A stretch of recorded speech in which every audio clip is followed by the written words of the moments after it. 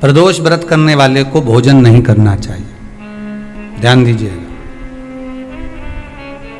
फलाहार करो, उसमें भी नमक का सेवन मत करो। प्रदोष व्रत में नमक का सेवन वर्जित होता है। कारण, क्या कारण होता है? उसका एक कारण माना गया है, नमक की वर्जितता। जिस समय पर एक नगर में एक ब्राह्मणी रहती थी, बहुत भाव से सुनिएगा, प्रदोष व्रत नमक को त्यागने का भाव। प्रदोष व्रत की किताब में भी मिल जाएगा आपको, आप पढ़ेंगे तो सुना होगा आपने। एक ब्राह्मणी रहती थी एक नगर में, उसका पति नहीं था, छोटा सा बालक एक साथ में रहता, छोटा सा बालक। अब ब्राह्मण के घर की धर्म पत्नी है, ब्राह्मण कर्मकांड करने वाला, पूजन करने वाला, पाठ करने वाला, अनुष्ठान करने वाला, पूजन करने वाला, मंत्र जाप करने वाला, भगवत भक्ति में डूबने वाला। ब्राह्मण तो चले गया, ब्राह्मणी बच्चे के साथ रह रही, क्या करे वो? अकेली निवास कर रही है, अकेली रह रही है। और ब्राह्मणी बच्चे के साथ भ्रमण करती रहती, घूमती, कहीं कहीं दर दर जाकर कुछ भिक्षा को मांग कर लेकर आ जाती। और भिक्षा लाने के बाद में उस भिक्षा को जब लेकर आती तो अपने बच्चे को भी खिलाती और स्वयं भी उसका पान करती। एक दिन ब्राह्मणी भ्रमण करते करते प्रदोष काल के समय पर शिव मंदिर में प्रवेश करी। प्रदोष काल के समय पर, और शंकर मंदिर में जब प्रवेश करा, प्रदोष काल किसको कहते हैं? सूर्य अस्त हो रहा हो, रात्रि प्रवेश कर रही हो, दोनों का जब मिलन हो रहा हो वो प्रदोष काल कहलाता है। दोनों का जब मिलन हो रहा, सूर्यास्त हो रहा हो, रात्रि अपना चरण बढ़ाने के लिए आगे बढ़ रही हो, और दोनों का जब मिलन हो रहा है वो प्रदोष काल है, वो प्रदोष का समय है। ब्राह्मणी मंदिर में प्रवेश कर रही, जब ब्राह्मणी मंदिर में प्रवेश करी, मंदिर के अंदर पहुंची, प्रदोष काल का समय था, प्रदोष का समय चल रहा था। और प्रदोष काल के उस समय में, प्रदोष काल के उस समय में जब ब्राह्मणी ने देखा कि कोई भगवान की भक्ति में लगा हुआ है, भगवान के रस तत्व में डूबा हुआ है, आज ब्राह्मणी के पास में कुछ पदार्थ नहीं है, अपने बच्चे का पेट भरने के लिए कुछ सामग्री नहीं है, और कुछ आस लेके वो प्रवेश करी है, कुछ आस लेकर वो अंदर प्रवेश कर जाती है। कोई ऋषि की पत्नी, कोई ब्राह्मण जन की अर्धांगिनी उस प्रदोष के समय पर शंकर का अभिषेक पूजन कर रही थी, भगवान शिव की आराधना कर रही थी, भगवान की भक्ति में डूबी हुई थी। जब भगवान शिव की आराधना में डूबी हुई है, आराधना कर रही है, ये कुछ पाने के लिए चली गई, ये कुछ पाने के लिए गई, और इसके मन में आया कि मैं कुछ, मुझे भोजन का कोई पदार्थ मिल जावे, मुझे कुछ भोजन मिल जावे, और जब मुझे भोजन मिल जाएगा तब मैं जो पाऊंगी अपने बच्चे को भी पाऊंगी। पर जिस मंदिर में वो प्रवेश करी थी, जहां पर नारी पूजन कर रही थी शंकर की प्रदोष काल में, वहां पर पड़ी हुई कुछ वस्तु को इस ब्राह्मणी ने मांग लिया। मेरे बालक को बहुत भूख लगी है, मेरा बच्चा बड़ा भूखा है, इसके भोजन के लिए थोड़ी सी सामग्री दे दीजिए, इसके भोजन के लिए थोड़ा सा कुछ रस तत्व दे दीजिए। उसने उठाया थोड़ा सा पदार्थ, कुछ जो उसके पास में था वो दिया। जब दिया तो देने के बाद जब उसे प्राप्त हुआ, और होने के बाद में जब वो मिल गया उसको, तो उसने उस समय पर उस पदार्थ को जैसे ही मुख में लिया, लेते ही कहा, इसमें तो स्वाद नहीं है, इसमें स्वाद नहीं है। उस ब्राह्मणी ने बड़ा सुंदर एक संवाद कहा। घर का जो बड़ा होता है ना, घर का जो बड़े होता है, घर का बुजुर्ग जो होता है, घर का जो प्रथम स्थल प्राप्त करने वाला, मेन कुर्सी पर अच्छी जगह पर जो बैठने वाला होता है ना, ब्राह्मणी कहती है वो कभी किसी वस्तु में ऐब नहीं देखता, मिनक नहीं निकालता। समाज के अन्नकूट होते हैं, समाज के जब अन्नकूट होते हैं महाराज, समाज के जब अन्नकूट होते हैं, बड़े बड़ी समाजों में जब कार्तिक महीने में अन्नकूट महोत्सव होते हैं, बहुत सारा प्रसाद बनता है। जो बुजुर्ग होते हैं ना, बड़े समझदार लोग होते हैं ना, तो अन्नकूट की जब प्रसाद खाने बैठते हैं ना, उसमें नमक नहीं भी होता ना तो नहीं बोलते कि इसमें नमक नहीं है। पर जो हमने डोनेशन दिया है, जब तुम आए थे समाज वाले तो हमने 1000 का लिफाफा दिया, 500 का लिफाफा दिया, 2000 का लिफाफा दिया, और भोजन ऐसा बनवाया। एक व्यक्ति वो जो खाकर चुपचाप चले गया, और एक व्यक्ति वो जिसने प्रसाद पर उंगली उठाई। इन दोनों को अन्नकूट की तारीख पे इनका नाम लिख लो, और अगला अन्नकूट आए तब दोनों की दशा देखना। एक जो चुपचाप खाकर चले गया, भगवान के प्रसाद को प्रसाद मानकर, प्रभु का दर्शन मानकर लेकर चले गया, वो उन्नति की सीढ़ी पर चढ़ता चले गया, और जो मिनक निकालता रहा वो साल भर खटर पटर की जिंदगी जीता रहा। भगवान के प्रसाद में कभी भी ध्यान रखिएगा, भगवान के प्रसाद के अंतर्गत स्वाद की कोई मूलता नहीं होती। भगवान का प्रसाद स्वयं स्वाद है।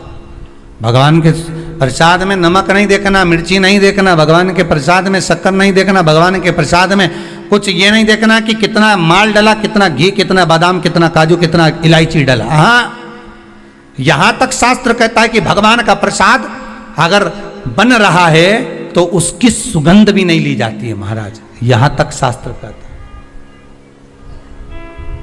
जब तक भगवान उसको पानी ले तब तक उसका सुगंध भी नहीं ली जाती। और कई कई जगह तो भगवान को प्रसाद अगर सूखा सामान हाथ में आ गया, इलायची कैसी है, मंदिर के अंदर जाने वाली है भगवान को डलने के लिए, लाओ यार किसकी दुकान से आई इलायची बताओ, इलायची तो 25 बार सूंघा, हाँ हाँ अच्छी है, अब सूंघ लिया तो भगवान इसको स्वीकार करेगा क्या? अरे जम के तो बोलो। एक फूल तुमने बगीचे से तोड़ा और सोचा इसमें पहले मैं सूंघ लेती हूं, इसमें स्वाद है कि नहीं, इस फूल में गंध है कि नहीं, इसमें सुगंध है कि नहीं, और फूल सूंघ लिया, उसके बाद तुम भगवान को देखो, भगवान स्वीकार करेगा नहीं। कई कई घरों में तो हंडी से दाल चलाती जाए ने हाथ में डाल के। महाराज ब्राह्मणी ने जैसी मुख में लिया थूक दिया, ये श्रेष्ठ नहीं है। जो ऋषि की पत्नी अंदर पूजन कर रही थी प्रदोष काल, उसने कह दिया, आपका चेहरा बता रहा है कि आप ब्राह्मण की धर्म पत्नी हो, पर आज आप दर दर जाकर अगर भिक्षा मांग रही हो, दर दर जाकर अगर भीख मांग रही हो, दर दर जाकर भिक्षा को मांग रही हो, तो इसमें आपके पति का दोष नहीं है, दोष आपका है। क्योंकि आप भगवान के प्रसाद में भी जो स्वाद देखी थी ना, ये आपका एक जन्म का नहीं है, ये ना जाने कितने जन्म का है। ब्राह्मणी के मस्तिष्क में बैठ गया, ब्राह्मणी के उस का ना वो बक्कल में नहीं अक्कल में बैठ गया कि ये स्वाद नहीं देखना। इसलिए प्रदोष व्रत के अंतर्गत ब्राह्मणी ने उस दिन से विचार कर लिया कि जैसे आप पूजन कर रही हो, जैसे आप अर्चना कर रही हो, जैसे आप आराधना कर रही हो, ऐसी आराधना, ऐसी पूजन, ऐसी भक्ति मैं भी करूंगी, ऐसी आराधना मैं भी करूंगी। अब मैं स्वाद नहीं देखूंगी। तो प्रदोष व्रत करने वाले को ध्यान रखना चाहिए कि नमक का सेवन ना करे, भोजन ना करे, फलाहार करिए, फल का आहार करिए, प्रयास करिए। और यदि आपने व्रत का ले लिया भोजन का कि हम तो एक टाइम फलाहार करेंगे, एक टाइम भोजन करेंगे, ऐसा भी कई लोग प्रदोष ले लेते हैं, तो वो बात आपकी है, आप तक रखो, ठीक है, अपने मन तक। ठीक है, बाबा आपकी मनोकामना पूर्ण करे, वो भी भाव रखो। अरे भगवान को धन्यवाद दो कभी कभी कि तूने अच्छे घर में पैदा किया, अच्छा परिवार दिया, अच्छा पति दिया, अच्छी पत्नी दी, अच्छे बच्चे दिए, अच्छा कुटुंब दिया, घर दिया, दुकान दी, जमीन जायदाद दी, शरीर अच्छा दिया, हाथ पैर आंख नाक मुंह सब बढ़िया दिया, एक के भी निपटा के नहीं भेजा तूने। मान लो एक आध निपटा के भेज देता तो क्या झगड़ा करने ऊपर जाते? एक ही कान देता और एक गायब कर देता तो यहां से चिपका देता, तो क्या कर लेते? हाथ एक देता और एक गायब कर देता। क्या झगड़ा करने जाते ऊपर कि मुझे ऐसा शरीर दिया? नहीं, भगवान को धन्यवाद देना कि मुझे अच्छे घर में पैदा करा, कटोरा लेके वहां चौराहे पे नहीं बिठाया। तूने अच्छा घर दिया, 2 समय की रोटी दे रहा है, खूब जोरदार शरीर दिया, भजन करने का मुहूर्त दिया, और बचा कुचा था तो ये सियोर वाला महाराज दे दिया, कथा सुनाने वाला। शाम के समय पर प्रदोष काल में बेलपत्री के पेड़ के नीचे, चाहे शंकर के मंदिर के दरवाजे पर या शिव मंदिर में, अगर आप प्रदोष के दिन दिया लगाते हो, सोमवार के दिन दिया लगाते हो, तो ऐसा कोई व्यक्ति नहीं जिसको मेरे देव अधिदेव महादेव मेरा विश्वनाथ भंडार नहीं भरता हो, खाली नहीं छोड़ेगा, दे देगा, भंडार भर देगा, कमी तो नहीं रख सकता, ये पक्का। पर तुम करना ही नहीं चाह, 2-4 सोमवार करो और उसके बाद के तो महाराज जी हमने तो करा था, हमको तो मिला ही नहीं। 2-1 प्रदोष करा तुमने, अरे 1 साल करो, सारे दर भी तो अपन ठोकर खा कर आए, इतना साल निकाला अपन ने, और 6 महीना 3 महीना 4 महीना भगवान से निवेदन तो करो, दिल से कहो तो सही, नी भंडार भरे तो बात दूसरी, एक बार बोलो तो। पर जगत के लोगों के सामने जाकर मत कहना, कहना तो देव अधिदेव महादेव से कहना।